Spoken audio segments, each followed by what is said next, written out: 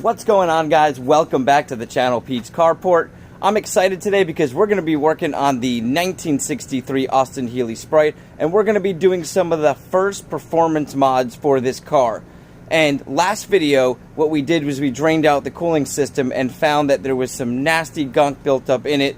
And immediately after that video, I decided to start taking apart the heater core and trying to see if I could move it to a different place. And so right now I've got the heater core out of the box, and if you guys are unfamiliar with what that is, basically this box up front, which acts as a heater in this vehicle, hosts this thing here, which looks like a mini radiator, and basically the hot coolant goes into here, and that allows it to create heat, which air gets collected up front, goes through all these tubings. It's kind of a unique system that was very popular in the 50s and a lot of the cars in 60s. Even the 200D Mercedes we had a very similar system.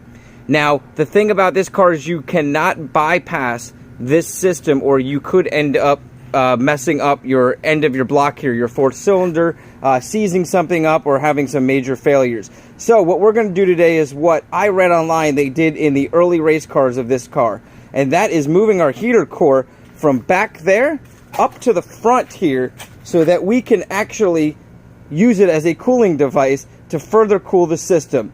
So let's get started. I'm going to show you guys what we're going to do, and we're going to make this a fun project today.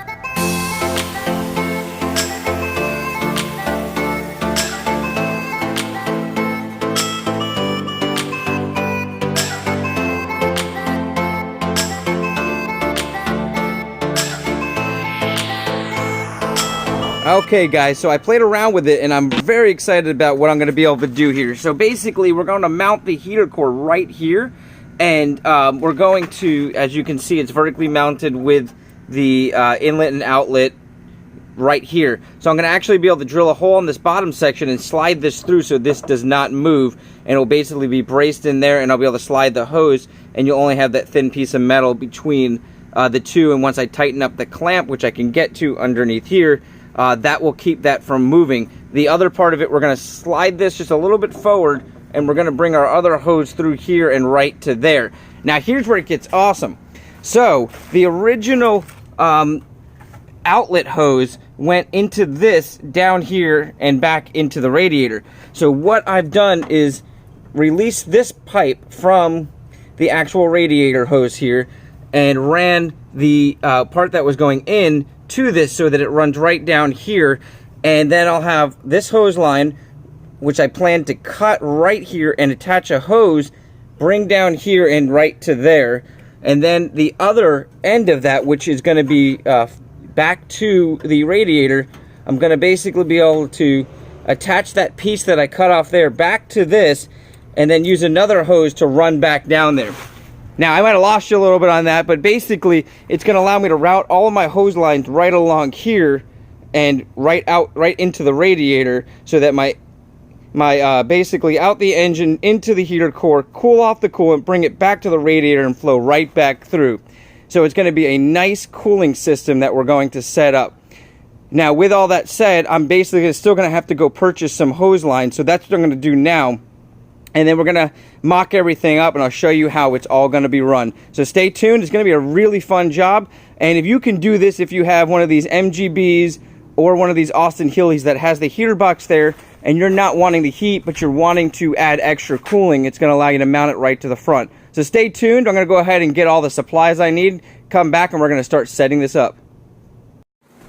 Okay guys, everything is installed. The original heater box is removed, and I'm very glad I removed that, because underneath that is actually starting to rust. And also now I'm going to have to make another mount for the battery. As you can see, the battery slid forward. I just took it for a drive to make sure that we weren't having any leaks. Let me show you guys how I routed everything.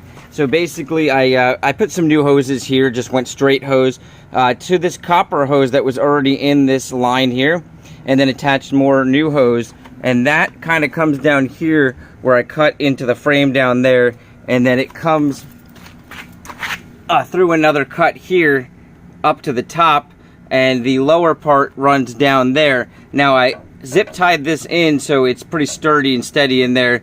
I'm not 100% satisfied with the way this is, but for right now, to test it out, I went ahead and zip tied it tightly in there. It is getting nice airflow. I just drove around and got temperatures up to almost 190, and this is actually cool to touch, which is nice. So it looks like everything is working. I don't see any leaks after driving it around, so it's a very successful install. Also, this is the return line here that goes back to the radiator, and all I did was I took a piece of the copper pipe that I cut off there, and it allowed me to basically pull it from the hose that was down there and have it kind of curve over so I could run this straight down here, so it's a nice fit. Also, if you're doing this project, make sure you do get heater hose. I had a gentleman at a shop try to sell me the wrong hose, and he still didn't believe me that heater hose is different than the hose he was trying to sell me. So I went to another store and was able to get the heater hose, which is the correct hose you want to use so that it holds up to the glycerol, I believe, that's in the coolant. So I went with a 50-50 coolant here. Basically used the Prestone concentrate, added 50% distilled water, and then we added the basically the extra coolant stuff to see how that works. It says it guarantees an extra 20 to 30 degrees. I highly doubt we're going to get that, but even if we get a couple degrees cooler during normal temps, that's always going to be good for this car. Also, I went ahead and changed out the spark plug wires, and I ordered these in, and they were actually very short, and I'm not sure why, but the car started up very nicely and idled a lot better, so I know there was some issues with the wires that were on there. I did order in another set, so if that comes in and it fits in there better, I'll probably swap those out and maybe keep these ones as backup wires in case something happens. Other than that, we're going to be doing the carburetor next, which is a Weber 45 DOCE, I believe is the model of it. And we've got an intake and everything to install on that. It's going to be the first time I've ever done that, but it's going to be our first major performance mod that we're doing on this. Yes, this is kind of a performance mod because we're setting ourselves up for running a cooler engine while driving this car hard.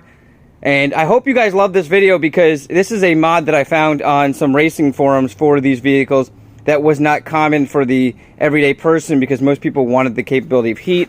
I'm here in Florida. It's like 80, probably 5 degrees out right now in the middle of the day, and we're nowhere near the summertime. I will absolutely never use the heat. I don't think I ever use the heat even in any of my cars unless it's real early morning and it's down in the 40s, maybe 50s, and it's not even 100% necessary then. So once again, my name's Pete. This is Pete's Carport. I really hope you guys like this mod, and I hope this helps somebody out there looking to do something similar to their Austin Healey or MGB or even Triumph if it's got that box and you want to relocate it. Have a great day, guys. Like, subscribe, and share.